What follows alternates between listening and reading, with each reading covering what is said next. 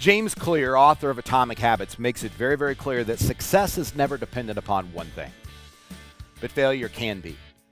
And that is so true in the financial world. It's so easy for us to fix our heads on risk or volatility, or fees or expenses, or taxes, or inflation, or what we call real return in the financial world. But ladies and gentlemen, they all matter.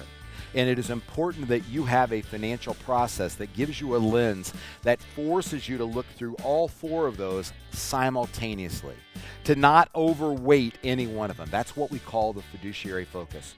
And that is our promise to you at the Financial Enhancement Group. Our job is to treat your money as if it were our money and we were in a similar situation. Go to yourlifeafterwork.com or call us at 800-928-4001. Get signed up for your Next Steps meeting. How did you meet your investments from a tax perspective? Yes, in many cases, you get to make a tax decision. Do you want to pay taxes on the money today, or do you want to pay taxes in the future? Pay attention to the next segment of your Retirement Playbook, and we will talk about which tax strategy you should employ. This is from an interview that was done by my buddy Ed Slott. I worked with Ed for, it's hard for me to say this, the last 17 years. Was one of the founding members of the IRA advisor group that Ed created, and was on his board for over a decade. He wrote a book called The Retirement Guide. Hold on, I got to get this right. Retirement Savings Time Bomb. This was an interview that he did over where an author set him down and wanted some clarification. And I think this is very, very important. When you look at the fiduciary focus and you understand those things, the risk and volatility, the fees and expenses, the taxes today and tomorrow, and the real return. And remember, whenever we say real, we're just referring to inflation, which is now on everybody's headlights. Now that they go to the gas station and they think about it on a regular basis. And you'd be amazed, the last 10 years, people ignored inflation. In every one of our meetings, I would put it on the board and bring it up, and people would say, oh, Joe, inflation. Inflation's real, ladies and gentlemen. And so is risk and volatility, and so are fees and expenses, and so are taxes, both today and tomorrow. We really have to look at them over the journey. But here's the question that Ed was asked. The Tax Cuts and Jobs Act, the TCJA, was ushered in at historically low rates. So that's what happened at the end of 2017 when you hear that.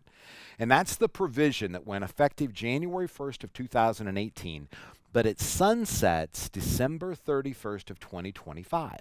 That means if you can't get 60 senators to agree, and I'm not sure you could get 60 to agree the sky was blue or the ground was brown, right, or the grass was green, whatever illustration you want to use.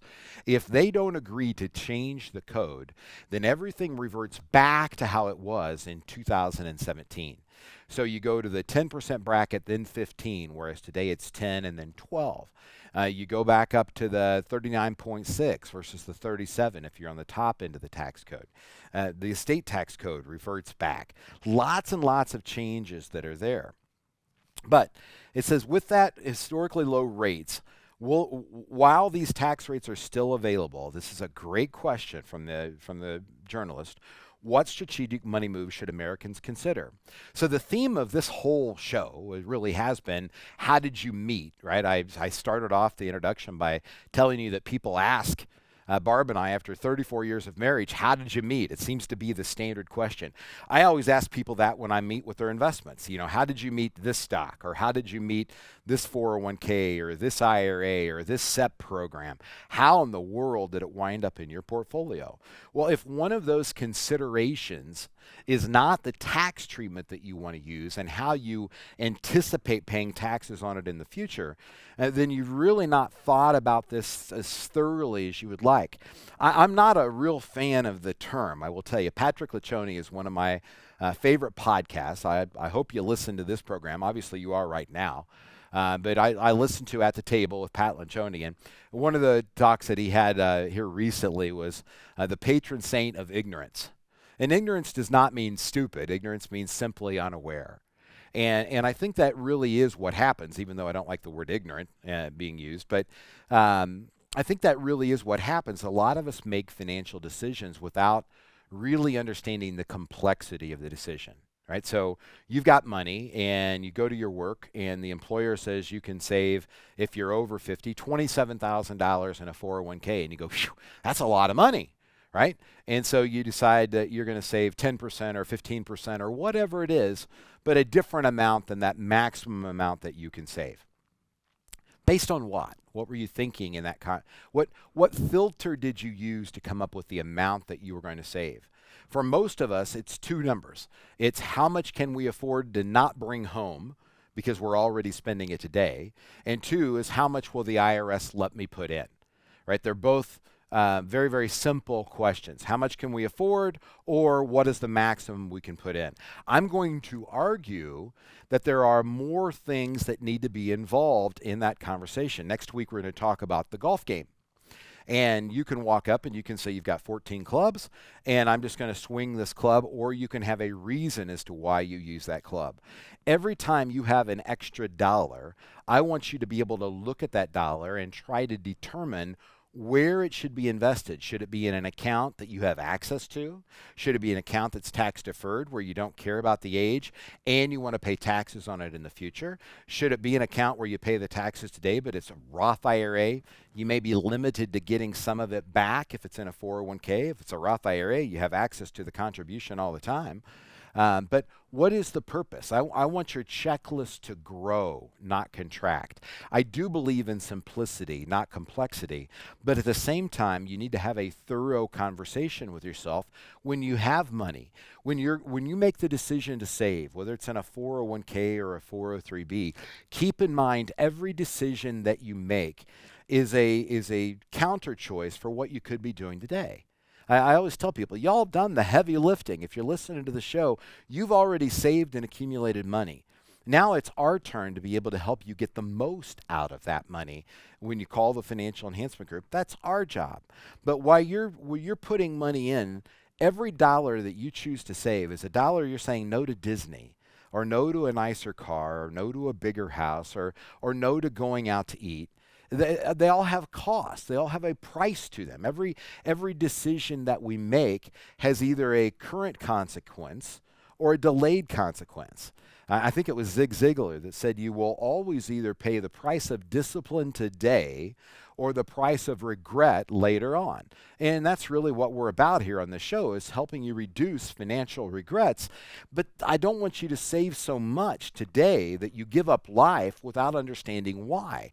And when you do give up life, when you do say, I'm not going to spend this, I'm going to save it, I want to make sure that it goes in the right category, the right place.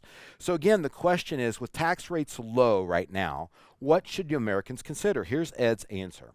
It's all about moving from forever taxed to never taxed and paying down the large debt hidden within retirement accounts. Well, what does that mean? That means that whatever dollar you tax defer, the IRS is waiting in the background, just kind of like monsters in the closet, waiting in the background to get their pound of flesh. And somebody will pay it. You have three choices with IRA money currently, or tax deferred money currently. One is you pull it out and you use it as income, which is what most people wind up doing as a required minimum distribution. Well, you'll pay the IRS the tax rates based on the current rules and the current tax code at the time of retirement, not today.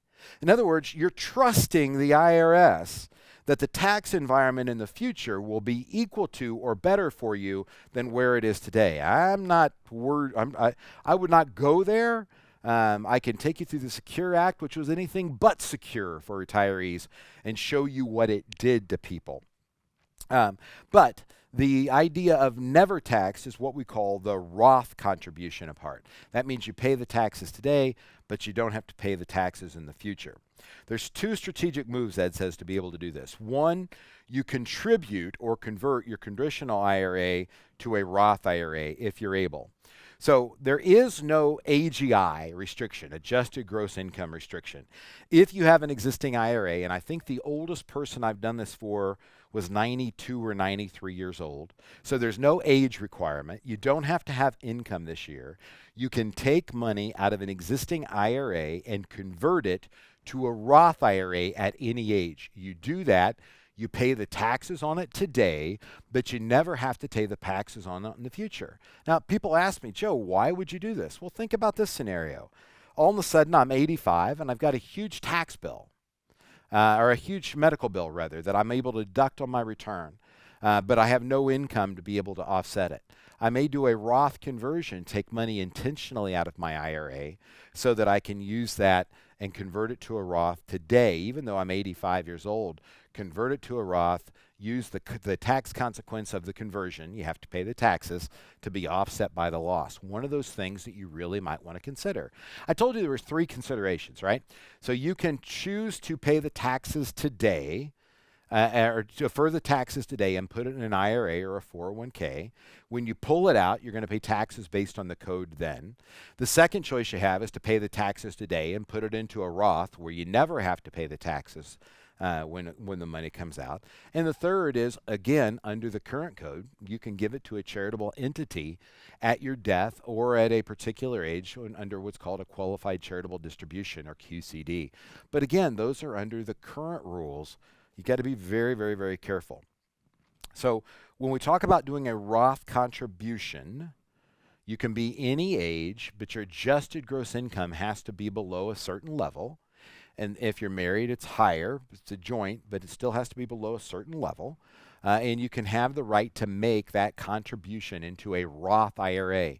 You're going to pay the taxes on it, but you don't have to pay the taxes on it when you pull the money out and you have access to it. If it's a Roth 401k, again, you're going to have to pay the taxes on it right now, but there is no AGI restriction. It doesn't matter what other plans you have or your spouse's income. A lot of people miscommunicate or confuse IRA contributions and Roth IRA contributions. If you have a 401k at work and your income is not even really that high, you may not be eligible to contribute to a tax-deferred IRA. You can still contribute to a Roth IRA where the income range is much, much higher than it is for a taxable IRA. Again, presuming you have some of the other income restrictions that hold those down. So just different things to consider.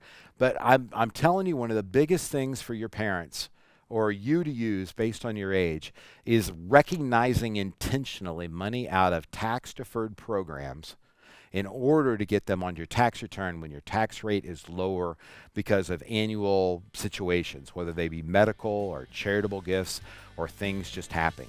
Do not let the tax code just happen to you.